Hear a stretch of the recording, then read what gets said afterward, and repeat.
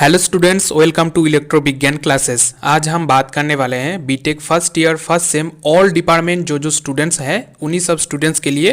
जो students MAKAUT university, दूसरे university और दूसरे इंस्टीट्यूट और कॉलेज में पढ़ रहे हैं उन्हीं सब स्टूडेंट्स के लिए आज का वीडियो होने जा रहा है बहुत ही इंपॉर्टेंट, क्योंकि आज हम बात करने वाले हैं बेसिक इलेक्ट्रिकल इंजीनियरिंग।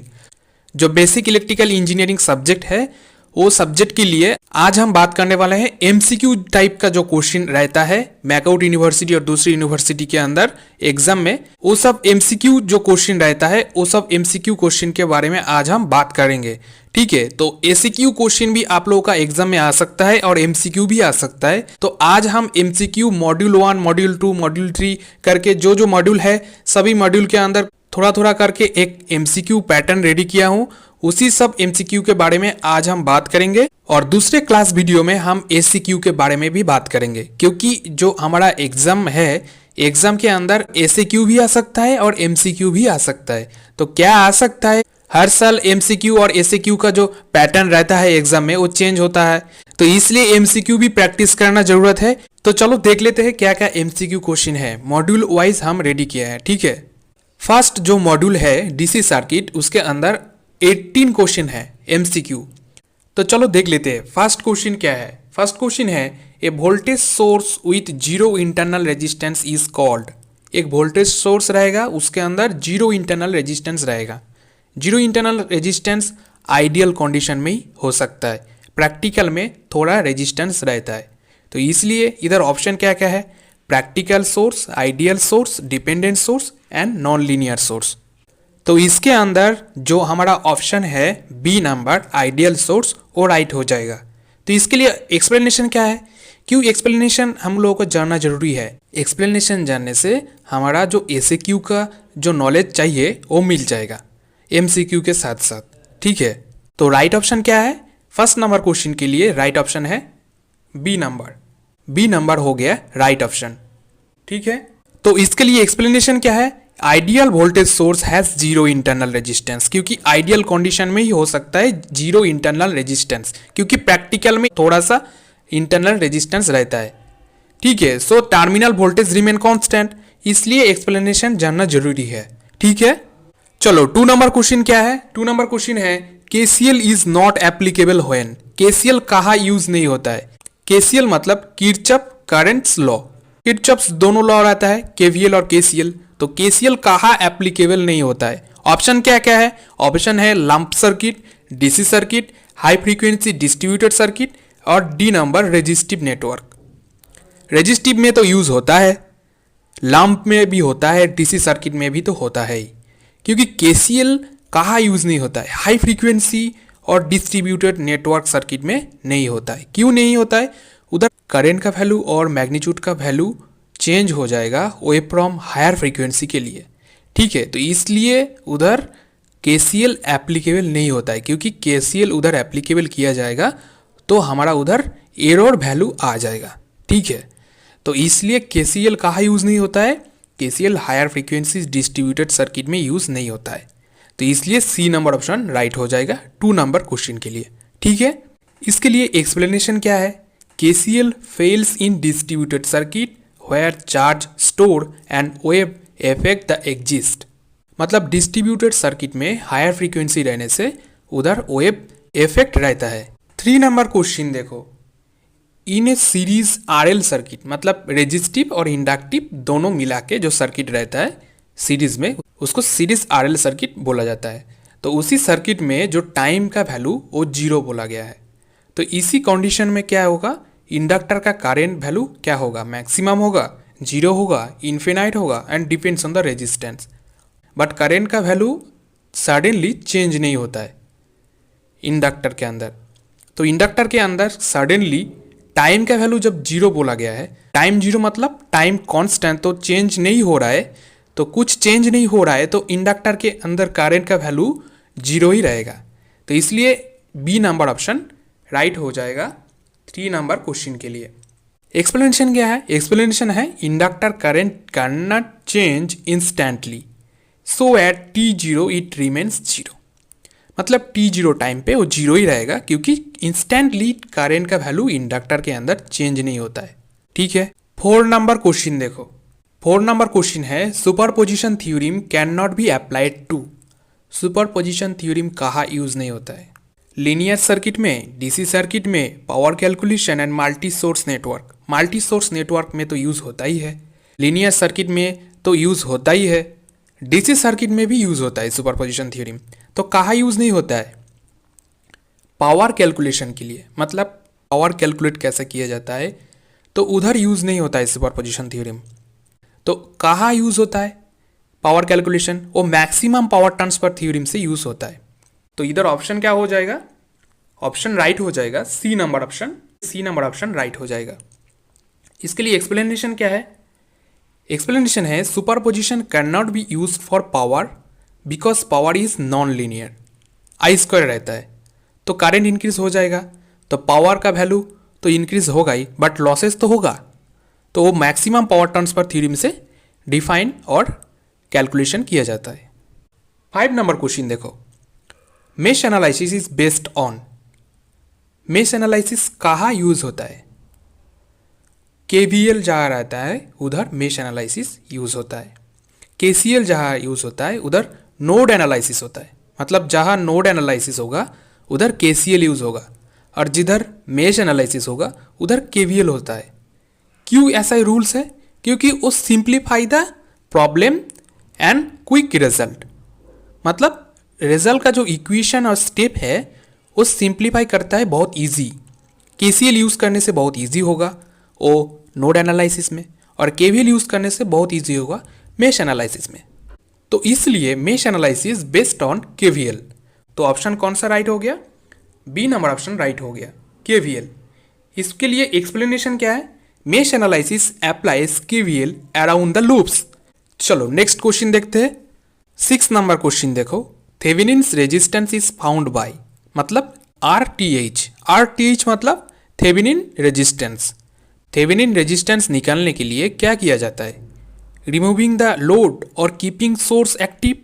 ये तो नहीं किया जाता है, क्योंकि इधर लोड जो थेवेनिन रेजिस्टेंस के लिए है वो रिमूव तो किया जाता है, but keeping the source active वो थेवेनिन में यूज नहीं होता है। मतलब थेवेनिन रेजिस्टेंस निकालने के लिए वो यूज नहीं होता है। तो फर्स्ट ऑप्शन नहीं होगा। बी नंबर ऑप्शन क्या बोला गया है? Removing load and deactivating sources. मतलब सोर्स को डीएक्टिवेट करके रेजिस्टेंस को उधर से रिमूव किया जाता है, मतलब लोड को रिमूव किया जाता है। तो उधर से ही थेवेनिन रेजिस्टेंस निकल सकता है। और शॉर्ट सर्किटिंग द लोड वो नॉर्टन्स थ्योरी में होता है। और ओपनिंग द ऑल ब्रांचेस ये रिलेवेंट ही नहीं है। मतलब ये जो क्वेश्चन है इसके साथ रिलेवेंट ही नहीं है, मतलब मैच नहीं करता है। तो कौन सा ऑप्शन राइट हो जाएगा? बी नंबर ऑप्शन राइट हो जाएगा। ओपनिंग मतलब removing the load and deactivating the sources. 6 number question के लिए बी नंबर ऑप्शन राइट हो जाएगा। ठीक है, तो इसके लिए एक्सप्लेनेशन क्या है? Sources are deactivated to find equivalent internal resistance. Equivalent internal resistance find करने के लिए सोर्स को डीएक्टिवेट किया जाता है। वोल्टेज सोर्स रहेगा तो उसको शॉर्ट किया जाता है, और करंट सोर्स रहेगा तो उसको ओपन सर्किटेड किया जाता है। ठीक है, समझ गए आप लोग? चलो 7 नंबर क्वेश्चन देख लेते हैं। Norton current equals. Norton's current किसके इक्वल होता है? ओपन सर्किट वोल्टेज के, short circuit current, load current और mesh current. Short circuit current का इक्वल होता है। नॉर्टन्स थ्योरम्स में जो करंट है, मतलब नॉर्टन्स करंट निकालने के लिए उधर शॉर्ट सर्किट करंट पहले डिटरमाइन करना पड़ता है। इसलिए Norton's current equal to short circuit current. तो इधर 7 नंबर क्वेश्चन के लिए बी नंबर ऑप्शन राइट हो जाएगा। ठीक है, तो शॉर्ट सर्किट करंट जो है वही नॉर्टन्स करंट का इक्वल रहता है। एक्सप्लेनेशन क्या है? एक्सप्लेनेशन रहता है Norton's current is equal to short circuit current at load terminal. Load terminal में जो शॉर्ट सर्किट करंट रहता है वही नॉर्टन्स करंट होगा। ठीक है, चलो 8 नंबर क्वेश्चन देख लेते हैं। Capacitor behaves as open circuit. Capacitor कब ओपन सर्किट की तरह बिहेव करता है? तो इधर एक कैपेसिटर है, तो इसके अंदर करंट फ्लो होगा। मतलब इधर हम एसी सप्लाई देंगे तो इसके अंदर से एसी जो अल्टरनेटिंग करंट के लिए वो सिग्नल कैपेसिटर के अंदर पास होते जाएगा। मतलब एसी स्टेट में पास होने देगा। जब करंट फ्लो होगा तो एसी सर्किट और एसी स्टेट में कैपेसिटर के अंदर से करंट फ्लो होगा तो करंट फ्लो होने से वो शॉर्ट सर्किट की तरह बिहेव करेगा। तो इधर हम लोगों को बोला गया है ओपन सर्किट। तो ऐसी कंडीशन में कैपेसिटर के अंदर से सर्किट ओपन सर्किट की तरह बिहेव नहीं करेगा, तो फर्स्ट वाला ऑप्शन हमारा नहीं होगा।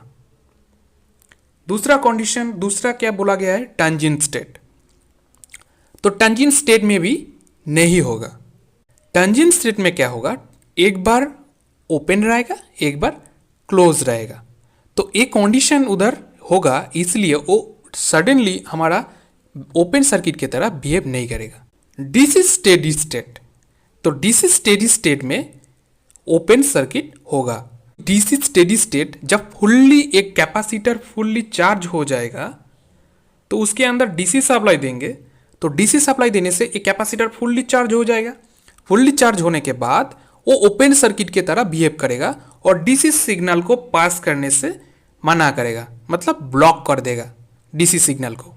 तो डीसी स्टेडी स्टेट में ही वो कैपेसिटर ओपन सर्किट की तरह बिहेव करता है, ये आप लोग सभी जानते हैं।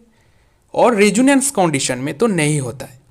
तो इसलिए हमारा जो 8 नंबर क्वेश्चन है उसके लिए हमारा सी नंबर ऑप्शन राइट हो जाएगा, ओपन सर्किट होगा डीसी स्टेडी स्टेट में। इसके लिए एक्सप्लेनेशन क्या है, in a DC steady state capacitor blocks the current acting as an open circuit. तो आप लोग सभी जानते हैं कैपेसिटर के अंदर डीसी सप्लाई देंगे तो वो वोल्टेज अप्लाई होने से फुल्ली चार्ज हो जाएगा और ओपन सर्किट की तरह बिहेव करेगा, डीसी सिग्नल को पास होने नहीं देगा। ठीक है, तो चलो नेक्स्ट क्वेश्चन देख लेते हैं। 9 नंबर क्वेश्चन देखो, power absorb by ideal inductor is, मतलब एक इंडक्टर का प्रॉपर्टी है आइडियल इंडक्टर। तो उसी आइडियल इंडक्टर के अंदर पावर एब्जॉर्प्शन का जो प्रॉपर्टीज है वो किस तरीके का है, मैक्सिमम है कि जीरो है, इन्फिनाइट है कि dependents on the current. Inductor का करंट वैल्यू तो डिपेंडेंट्स करता ही है, पर आइडियल इंडक्टर होगा तो पावर एब्जॉर्प्शन जीरो होगा, क्योंकि वो जितना पावर एब्जॉर्ब करेगा तो उसको एब्जॉर्ब नहीं बोलते हैं, उसको बोलते हैं क्या, स्टोरिंग। तो पावर वो स्टोर जितना करता है उसी को वो रिलीज भी कर देता है, मतलब पावर एब्जॉर्ब नहीं करता है। तो इसलिए आइडियल इंडक्टर का पावर एब्जॉर्प्शन का वैल्यू जीरो होता है। तो इसलिए 9 नंबर क्वेश्चन के लिए बी नंबर ऑप्शन राइट हो जाएगा। ठीक है, एक्सप्लेनेशन क्या है, ideal inductor store energy but consume zero average power. तो चलो नेक्स्ट क्वेश्चन देख लेते हैं। 10 number question, node voltage method is preferred when. कहाँ नोड वोल्टेज मेथड यूज होता है, लूप्स आर फीवर, मतलब जहाँ लूप्स कम है, नोड्स आर फीवर जहाँ नोड्स कम है, सोर्सेस आर एब्सेंट जहाँ सोर्सेस नहीं होता है, और सर्किट इज नॉन लीनियर जहाँ सर्किट नॉन लीनियर होता है। कहाँ यूज होता है node voltage method, node voltage method जहाँ नोड कम रहता है, इक्वेशन स्मॉल इक्वेशन से ही वो काम हो जाता है, सिंप्लीफाई द इक्वेशन होता है, तो उधर नोड वोल्टेज अप्लाई होता है। और लूप्स फ्यूअर, मतलब जहाँ लूप्स कम रहता है उधर मेश एनालिसिस यूज होता है। और नोड एनालिसिस और नोड वोल्टेज मेथड जहाँ नोड्स कम रहता है, ठीक है। और sources are absent, a question के साथ रिलेवेंट ही नहीं है। सोर्सेस आर एब्सेंट वो बहुत तरीके का थ्योरम और मेथड हो सकता है। तो नोड वोल्टेज मेथड प्रेफर कहाँ किया जाता है, जहाँ नोड का वैल्यू कम रहता है। तो इसलिए 10 नंबर क्वेश्चन के लिए बी नंबर ऑप्शन राइट हो जाएगा। ठीक है, नोड आर्स फ्यूअर्स, इसके लिए एक्सप्लेनेशन है, node method are fewer equations when node are less. जब नोड्स का वैल्यू कम रहता है तो उधर ही नोड मेथड और नोड वोल्टेज मेथड यूज होता है। चलो नेक्स्ट क्वेश्चन देख लेते हैं। 11 number question, energy store in capacitor is proportional to, मतलब एनर्जी जो स्टोर रहता है कैपेसिटर के अंदर वो किसके साथ प्रोपोर्शनल है। मतलब मान लो एक कैपेसिटर है, इसी कैपेसिटर के अंदर मीडियम तो है, मतलब क्या मीडियम रहता है कैपेसिटर के अंदर, डाइलेक्ट्रिक मीडियम तो रहता है, इसीलिए तो चार्ज स्टोर होता है इसके बीच में। मान लो इधर नेगेटिव होता है तो इसके अंदर तो चार्ज स्टोर होता है कैपेसिटर के अंदर, तो उसी चार्ज स्टोर होने का कैपेसिटी है, मतलब किस चीज़ के लिए कैपेसिटर के अंदर एनर्जी स्टोर होता है एक्चुअली। तो देखने से पता चलता है कि इधर वोल्टेज अप्लाई होने से इधर चार्ज स्टोर होता है, तो चार्ज जब वोल्टेज अप्लाई होने से स्टोर होता है तो एनर्जी तो वोल्टेज के डायरेक्टली प्रोपोर्शनल होना चाहिए, पर इधर नहीं होता है क्योंकि इधर एनर्जी स्टोर होने के लिए इसका जो फॉर्मूला रहता है वो फॉर्मूला हम क्या जानते हैं, चार्ज तो स्टोर होता है, इसलिए वो कैपेसिटर का चार्ज का फॉर्मूला रहता है Q equal to C into V. C हो गया कैपेसिटेंस, V हो गया वोल्टेज और Q हो गया चार्ज। तो चार्ज कितना स्टोर हो रहा है वो कैपेसिटेंस और वोल्टेज के ऊपर डिपेंडेंट है। और एनर्जी का फॉर्मूला हम क्या जानते हैं, कैपेसिटर के रेस्पेक्ट में एनर्जी का जो फॉर्मूला रहता है उसके पीछे बहुत सारा डेरिवेशन है। तो डेरिवेशन करने के बाद जो फॉर्मूला निकलता है वो होता है E इक्वल टू, और W भी लिख सकते हैं हम, ठीक है। तो E equal to Q square by 2C, ठीक है, ऐसा लिख सकते हैं हम। तो क्यू स्क्वायर, तो Q का मतलब C इंटू भी हो गया, इधर हम लिखे हैं Q का मतलब C इंटू भी, तो Q की जगह C इंटू भी बैठा देंगे तो C नीचे कट जाएगा। तो energy equal to half into C into V square हो गया, ठीक है। तो एनर्जी का फॉर्मूला निकलता है energy E equal to half into C into V square. तो इधर से भी स्क्वायर का वैल्यू एनर्जी के साथ डायरेक्टली प्रोपोर्शनल है, C के साथ भी डायरेक्टली प्रोपोर्शनल है। और इधर हमारा ऑप्शन क्या क्या दिया हुआ है, Q दिया हुआ है, Q स्क्वायर नहीं दिया हुआ है। Q स्क्वायर रहता तो हो जाता, ठीक है, Q स्क्वायर इधर ऑप्शन रहता तो वो ऑप्शन राइट हो जाता। तो Q इधर दिया हुआ है तो नहीं होगा, V दिया हुआ है नहीं होगा, I दिया हुआ है नहीं होगा। कौन सा ऑप्शन राइट हो जाएगा, राइट ऑप्शन होगा C नंबर V स्क्वायर, क्योंकि energy directly proportional to the V square. याद रखना, इधर क्वेश्चन कैपेसिटर से भी आ सकता था और इंडक्टर से भी आ सकता था, ठीक है। तो इधर कैपेसिटर का वैल्यू बोला गया है और इधर इंडक्टर का वैल्यू बोला जाता, तब होता राइट आंसर I स्क्वायर। इधर कैपेसिटर बोला गया है इसलिए V स्क्वायर हो गया, ठीक है। आप लोग सब समझ गए किस टाइप का फॉर्मूला इधर यूज हो रहा है। तो चलो इसका एक्सप्लेनेशन क्या है, एक्सप्लेनेशन है वही है हाफ इंटू सी इंटू भी स्क्वायर ही है, क्योंकि डायरेक्टली भी स्क्वायर के साथ ही प्रोपोर्शनल है। चलो नेक्स्ट क्वेश्चन देख लेते हैं। 12 नंबर क्वेश्चन क्या है, which theorem is most suitable to find the current through a specific branch in a complex DC network. एक कॉम्प्लेक्स डीसी नेटवर्क रहेगा तो उधर से किसी ब्रांच का जो करंट वैल्यू है वो कौन सा थ्योरम यूज करके हम डायरेक्टली वो करंट का वैल्यू फाइंड कर सकते हैं। पहला ऑप्शन है सुपरपोजिशन थ्योरम। सुपरपोजिशन थ्योरम के अंदर मल्टीपल सोर्स रह सकता है और कॉम्प्लेक्स नेटवर्क से डायरेक्टली करंट का वैल्यू सुपरपोजिशन थ्योरम से हम डिटरमाइन नहीं कर सकते हैं। दूसरा ऑप्शन आ गया थेवेनिन्स थ्योरम, इसके माध्यम से हम कर सकते हैं। तीसरा ऑप्शन हो गया नॉर्टन्स थ्योरम, इसके माध्यम से तो हम कर सकते हैं पर इधर पैरेलल सर्किट रहेगा तो वो बेस्ट होगा। कॉम्प्लेक्स सर्किट में सीरीज रह सकता है, पैरेलल रह सकता है और कुछ भी रह सकता है। तो नॉर्टन्स थ्योरम से डायरेक्टली किसी ब्रांच का सर्किट का करंट वैल्यू हम इतना आसानी से नहीं निकाल सकते, क्योंकि उसके अंदर बहुत सारा स्टेप होता है। एक बार वैल्यू निकल गया उसके बाद दूसरा स्टेप करके वो करंट का वैल्यू भी निकालना पड़ता है। और थेवेनिन्स में डायरेक्टली हम one source of voltage and resistance को मान के वो करंट का वैल्यू किसी ब्रांच से डिटरमाइन कर सकते हैं। तो सबसे अच्छा मेथड है थेवेनिन्स थ्योरम, ठीक है। तो इसलिए 12 नंबर क्वेश्चन के लिए बी नंबर ऑप्शन राइट हो जाएगा, ठीक है। चलो 13 नंबर क्वेश्चन देखते हैं। Inductor opposes change in. Inductor कैसा दिखते हैं, ऐसा दिखता है इंडक्टर, ठीक है। तो इसके अंदर से जब करंट फ्लो होगा, आई का वैल्यू जब करंट फ्लो होगा तो इसके अंदर बहुत सारा टर्न्स रहता है। तो इसके अंदर एक रेजिस्टिव प्रॉपर्टी भी रहता है और इंडक्टिव प्रॉपर्टी भी रहता है। तो दोनों प्रॉपर्टी रहने से इसके अंदर से एक करंट रोकने का पावर वो होता है मान लो एक कंडक्टर के अंदर जितना करंट इजीली फ्लो हो सकता है उसका वैल्यू चेंज भी हो सकता है। इंडक्टर के अंदर वो करंट का वैल्यू इजीली चेंज नहीं हो सकता है, क्योंकि इंडक्टर के अंदर इंडक्टिव प्रॉपर्टी मतलब रेजिस्टिव, इंडक्टिव, मैग्नेटिक प्रॉपर्टी भी रहता है। इसलिए उसके अंदर से जो करंट का वैल्यू होगा वो सडनली चेंज नहीं हो सकता है। और मान लो एक कैपेसिटर है, मान लो कैपेसिटर के अंदर से करंट फ्लो हो रहा है और कैपेसिटर के दोनों साइड में हम वोल्टेज अप्लाई किए, ठीक है।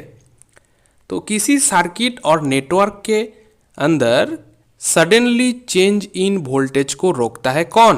कैपेसिटर रोकता है, क्योंकि इसके अंदर से उतना ही चार्ज स्टोर होगा जितना वो ले सकता है।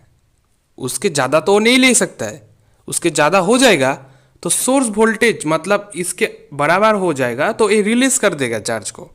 तो सडनली चेंज इन वोल्टेज को रोकता है कैपेसिटर और सडनली चेंज इन करंट को रोकता है इंडक्टर। ये याद रखना है क्योंकि एग्जाम में बहुत ही इंपॉर्टेंट क्वेश्चन है, इस टाइप का क्वेश्चन आ सकता है। मान लो एसएक्यू टाइप का भी क्वेश्चन आ गया तो उधर आंसर लिखना होगा, ठीक है। तो इधर ऑप्शन कौन सा राइट होगा? इधर सी नंबर ऑप्शन राइट होगा, क्योंकि सडनली चेंज इन करंट को रोकता है inductor.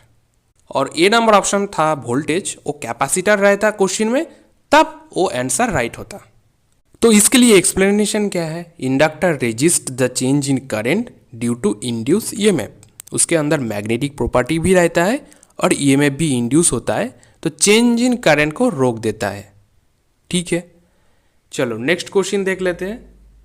14 number question, unit of electric flux linkage. इधर बहुत सारा ऑप्शन है, weber, Tesla, Henry, weber, turn. पर इधर बहुत सारा स्टूडेंट को दिक्कत होगा कि इधर क्वेश्चन है unit of electric flux, magnetic flux तो नहीं बोला गया है। तो इलेक्ट्रिक फ्लक्स मतलब क्या होगा? क्या करंट का वैल्यू होगा? नहीं भाई, इलेक्ट्रिक फ्लक्स लिंकेज मतलब लिंकेज कहाँ होता है? किसी सर्किट से दूसरे सर्किट में फ्लक्स लिंकेज करता है, मतलब फ्लक्स कट करता है। तो फ्लक्स लिंकेज होगा तो इधर से इधर वोल्टेज और ईएमएफ इंड्यूस होगा, ठीक है।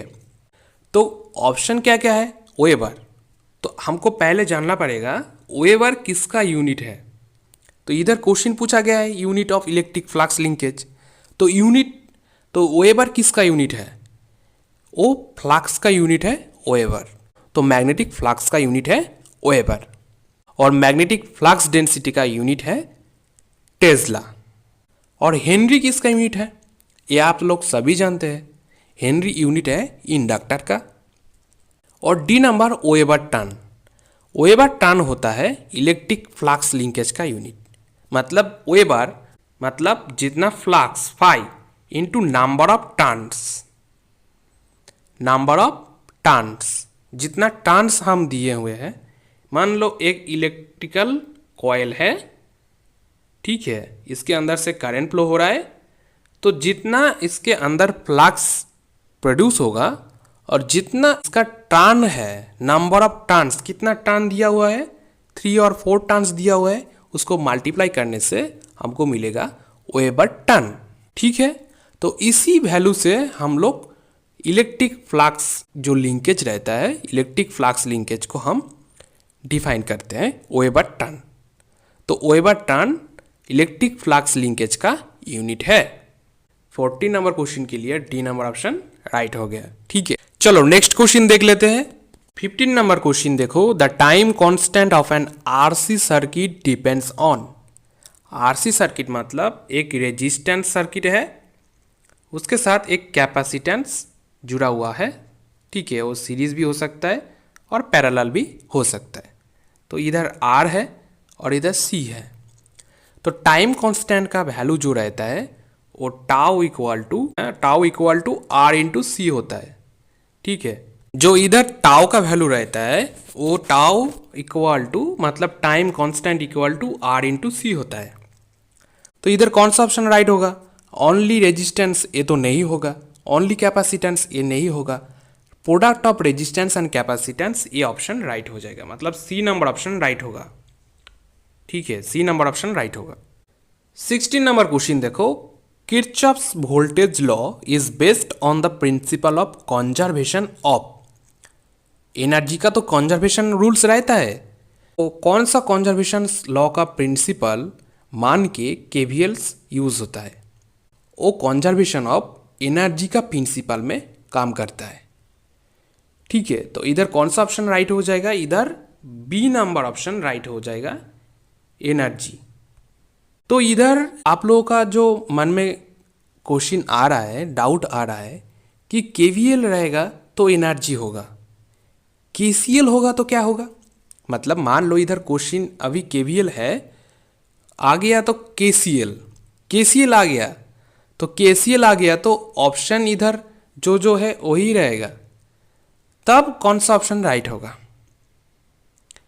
केसीएल आ गया तो ऑप्शन चार्ज वाला जो ऑप्शन है ए नंबर वो राइट होगा, क्योंकि केसीएल जो वैल्यू होता है incoming current equal to outgoing current होगा, मतलब algebraic sum of all current value equal to 0 होगा। तो उसी को हम डिफाइन करते हैं, मतलब करंट चार्ज के ऊपर डिपेंड है और एनर्जी वोल्टेज के ऊपर डिपेंड है, पहले ही हम जानते हैं। ठीक है, चलो 17 नंबर क्वेश्चन देखते हैं। RC circuit time constant has unit of. RC circuit हम पहले देखे हैं, क्या है? Time constant tau equal to R into C हुआ था। ठीक है, तो आर मतलब इसका यूनिट क्या है? ओहम, और कैपेसिटर का यूनिट क्या है? फैरेड। तो आर मतलब रेजिस्टेंस, सी मतलब कैपेसिटेंस। तो दोनों का जो यूनिट होता है वो ओम में नहीं रहता है, फैराड में नहीं रहता है, वोल्ट में नहीं रहता है, सेकेंड में रहता है। क्योंकि टाइम का जो यूनिट होता है वो क्या होता है? सेकेंड होता है, आवर होता है, मिनट होता है। तो टाइम कांस्टेंट का जो यूनिट होगा वो सेकेंड होगा। आरसी रहे, इंडक्टर रहे, जो कुछ भी रहे, उसका वैल्यू सेकेंड में ही होना है। ठीक है, टाइम का वैल्यू सेकेंड में ही होना है। तो इसके लिए कौन सा ऑप्शन राइट हो जाएगा 17 नंबर क्वेश्चन के लिए? सी नंबर ऑप्शन राइट होगा, सेकेंड। चलो नेक्स्ट क्वेश्चन देख लेते हैं। 18 नंबर इस मॉड्यूल का लास्ट क्वेश्चन है। दूसरे मॉड्यूल का जो एमसीक्यू सेट क्वेश्चन है वो दूसरे क्लास वीडियो में हम डिस्कस करेंगे। आज के लिए इतना ही करेंगे, ठीक है। तो 18 नंबर क्वेश्चन है, maximum power transfer occurs when. तो मैक्सिमम पावर ट्रांसफर जो थ्योरम है उधर से ही हम लोगों को पता चलता है कि मैक्सिमम पावर ट्रांसफर का जो थ्योरम है उधर मैक्सिमम पावर ट्रांसफर तभी हो सकता है जब RL इक्वल टू RTH होगा, load resistance equal to Thevenin resistance होगा, तभी मैक्सिमम पावर ट्रांसफर किया जा सकता है। तो कौन सा ऑप्शन राइट हो जाएगा? 80 नंबर क्वेश्चन के लिए बी नंबर ऑप्शन राइट हो जाएगा। ठीक है, तो आज के लिए इतना ही। आप लोग सब इस टाइप का क्वेश्चन प्रैक्टिस कर लीजिए। दूसरे क्लास वीडियो में हम दूसरा जो मॉड्यूल है उसके अंदर से जो क्वेश्चन सेट है वो हम डिस्कस करेंगे। MCQ सेट कंप्लीट हो जाने के बाद हम ACQ क्वेश्चन सेट भी डिस्कस करेंगे। उसके साथ एक जो क्लास वीडियो आएगा उसके अंदर एक सजेशन सेट होगा।